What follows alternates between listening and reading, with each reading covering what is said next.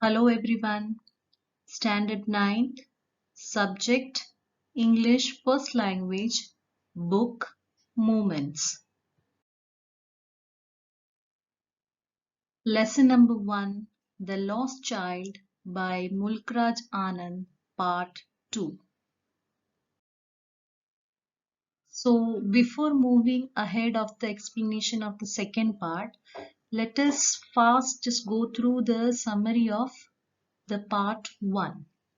So it was a spring festival and a small boy with his parents went to a village. While going to the fair, on the way, the child is been fascinated by different things which he is watching on his way. So when they reached the fair, the child saw sweet seller, balloon seller, flower seller, etc. in the fair, and he wanted to have all those things. But his parents denied for everything by giving different excuses. At last, when he reached near a roundabout, so he just wanted to enjoy the roundabout. So, gathering all his courage, he is boldly asking his parents that he wanted to go on that roundabout.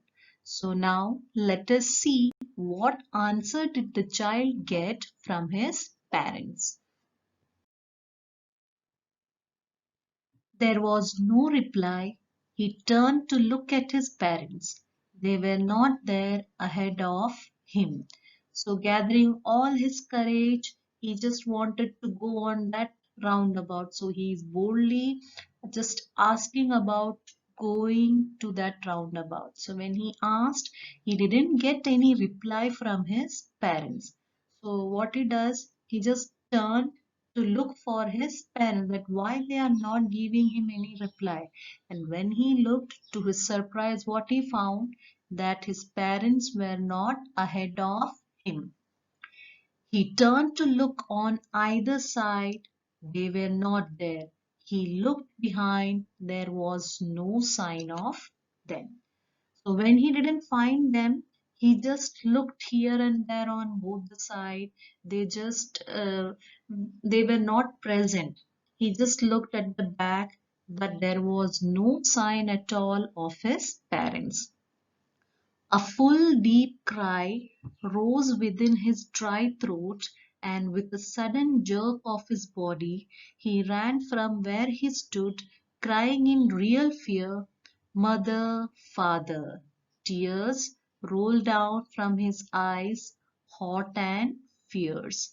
His flushed face was convulsed with fear. So you all must be knowing this fear when you don't find your parents, when you are going out somewhere with your parents, and suddenly when you look back, if you are not able to find your parents, what will be your expression? So that same thing happened with this small boy also. He just started crying and he was not getting sound. His throat, it had turned dry, and there was like a sudden jerk means like a shiver in his body, and he was just stood there where he was standing, and he started to cry, "Mother, father!" And in that process the tears started coming down, rolling down in through his eyes, and he was just, his face, it turned red because of crying, fear, and all that thing. Panic stricken, he ran to one side first, then to the other, hither and thither in all directions, not knowing where to go. So when he just didn't find his father and mother, he was panic stricken. Panic stricken means he was afraid and frightened. What to do, he didn't know. And he just ran from one side to another in search of his parents. And he didn't know where to go and find them. "Mother, father!" he wailed. His yellow turban came untied and his clothes became muddy. So he just started shouting in a high pitched sound. Wailed means to shout with whatever energy you are having. So you may be knowing that when you are just panic stricken and you are not able to find anything, whatever energy we are having, with that energy we just shout out what the thing which we are finding out. So that same thing happened with this kid also. Whatever energy he was having in his body, with all that energy he just shout out mother and father. So he was wearing a small turban on his head. When he just started moving here and there in search of his parents, that turban, it became untied and it fell down and it became muddy. Having run to and fro in a rage of running for a while, he stood defeated, his cries suppressed into sobs. So now this kid, he was just running here and there to find his parents, and as he was just running around, now he was lost all his hope, and the energy which he was having, he just lost all his energy. So the cry which he was having, that cry, it changed into a small sobs where the sound is not coming.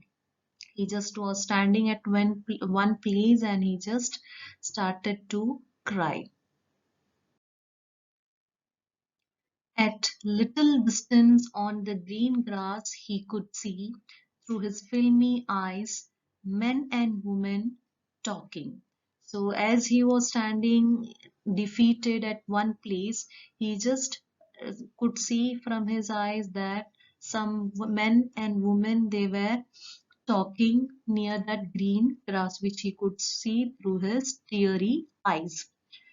He tried to look intently among the patches of bright yellow clothes, but there was no sign of his father and mother among these people, who seemed to laugh and talk just for the sake of laughing and talking. So though he was not able to look clearly through with his eyes, because his eyes were filled with tears, but then also when he looked, he could see bright yellow clothes near him, and when he tried to look clearly that whether his mother or father was there in that group, but his parents were not at all present there. The people, those who were there, they were all laughing and enjoying the fair without the botheration of the small kid standing over there and crying. He ran quickly again, this time to a stream to which people seemed to be crowding. So again, from where he was standing, he started running towards a temple where many people were gathering. A huge crowd of people were there to visit that temple. Every little inch of space here was congested with men, but he ran through people's legs, his little sob lingering, mother, father.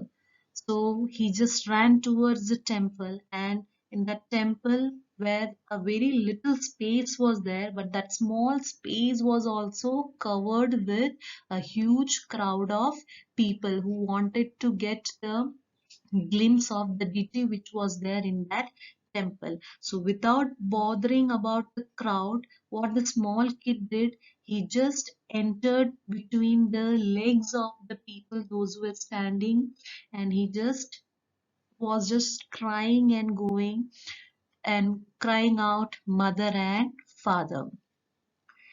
Near the entrance to the temple, however, the crowd became very thick.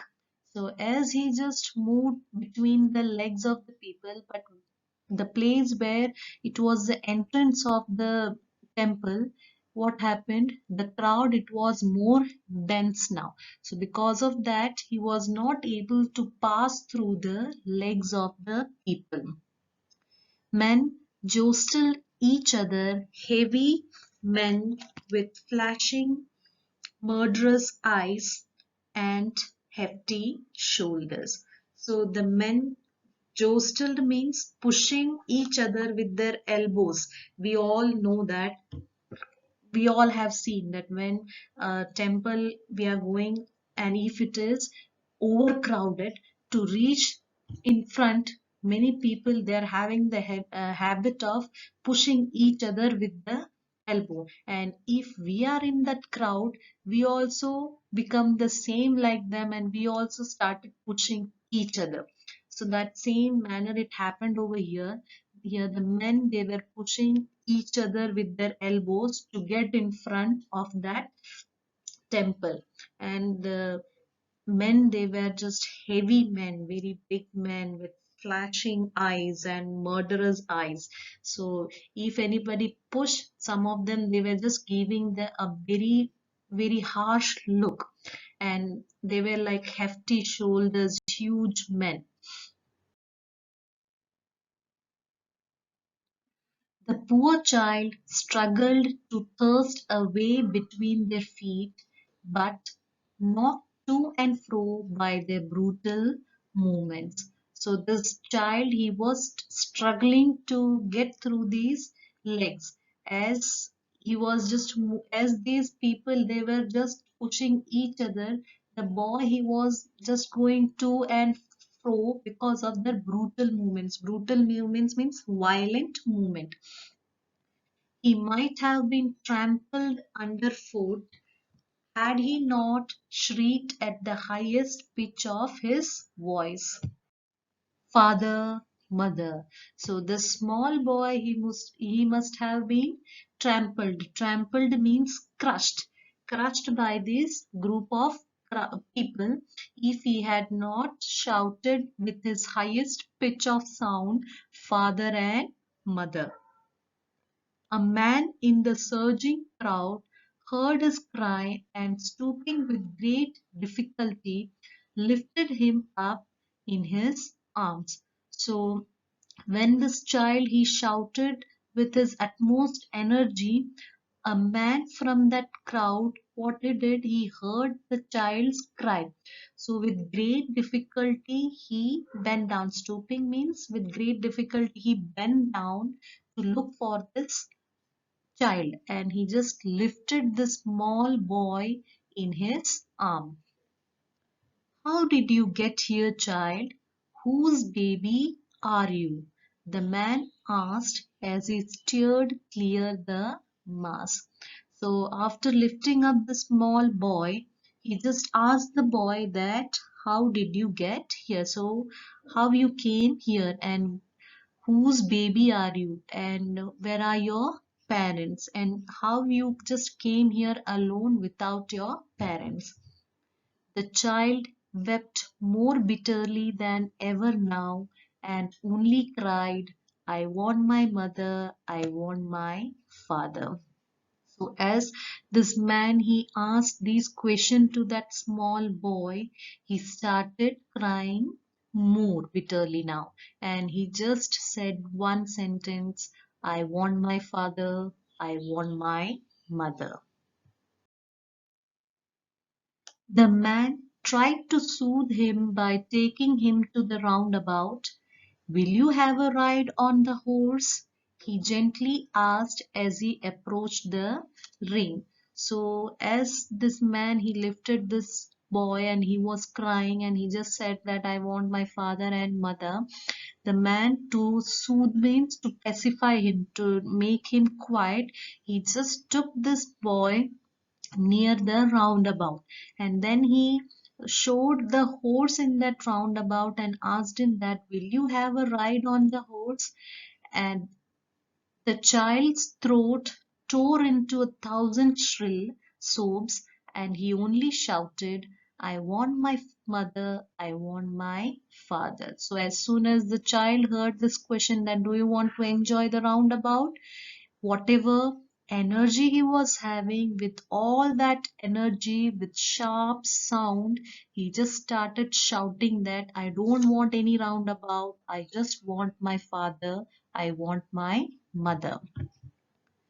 The man headed towards the place where the snake charmer still played on the flute to the swaying cobra. So the man took this little boy from the roundabout. Next, he headed towards the snake charmer where the boy wanted to actually enjoy first with his parents, but his parents didn't allow him. So this man he is taking again to that snake charmer where the snake charmer was still playing the flute and the cobra was swaying to that music which the charmer was playing. "Listen to that nice music, child," he pleaded. But the child shut his ears with his fingers and shouted his double-pitched strain, "I want my father." So as this man took him to the snake charmer, he just told him that, "Look, child, listen to the nice music." But as soon as this man told him this, what happened? Immediately the child just shut both his ears with his fingers, and with as much energy he was having, he just shouted that, "I don't want to listen any of these music. I want my father." So you can see this in this picture that how the man he tries to pacify that small boy. The man took him near the balloons, thinking the bright colors of the balloons would distract the child's attention and quieten him. "Would you like a rainbow colored balloon?" he persuasively asked. So when this boy he didn't pay any attention to the music of snake charmer, this kind man, he just moved forward and took him to the balloon man, and he just tried to show him different rainbow color balloons to distract him and to make him quietened. So this man asked this child that, "Would you like a rainbow colored balloon?" So he persuasively asked. So here the meaning of persuasively means convincing. The child turned his eyes from the flying balloons and just sobbed, "I want my mother, I want my father." So when this man he just showed him all the different colors of balloons, he just turned his eyes and he looked away from the balloons and he just said one line that, "I want my father, I want my mother." So you can imagine that the same little boy, few minutes before, he wanted all these things, but now he don't want any of these things the man is asking. He just wants his father and mother. The man, still trying to make the child happy, bore him to the gate where the flower seller sat. "Look, can you smell those nice flowers, child? Would you like a garland to put round your neck?" So the man, still trying to make this child happy, what is doing? From the balloon seller, he is taking this man near the gate where the flower seller were sitting, and he is asking the child that, "Just look, see how beautiful and sweet smelling flowers are there. Do you want that? Do you want the garland to put around your neck?" The child turned his nose away from the basket and retreated his sob, "I want my mother, I want my father." So as this man he took him to the flower seller, this child he just turned his nose away. He didn't want to smell the sweet smelling flowers, and he just said that, "I want my father and mother." Thinking to humor his disconsolate charge by a gift of sweets, the man took him to the counter of the sweet shop. "What sweets would you like, child?" he asked. So this man, thinking about not being able to console this child, that disconsolate means unable to console. So to make him laugh, this man is taking him to a sweet seller and he is asking that, just see what type of sweets you want, child. The child turned his face from the sweet shop and only sobbed, I want my mother, I want my father. So when this child was taken and he was being asked to have which type of sweets he want, he just didn't want any type of sweets, but he just turned back and he just cried that I don't want any sweet, I just want my mother and father. So we know that before few minutes when this child was with his parents, he wanted all these things. But as soon as he is not able to find them, he just don't want any of these things offered by that kind man, but he want only his father and mother.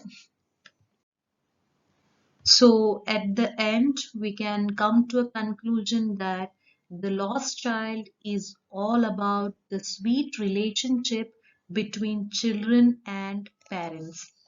Parents are like an umbrella which protects the children from all heat and rain of their life. And children are source of joy and happiness for the parents. The story highlights the bond of love and affection the child shares with his parents. Before losing them, he had been demanding different things which he saw in the fair.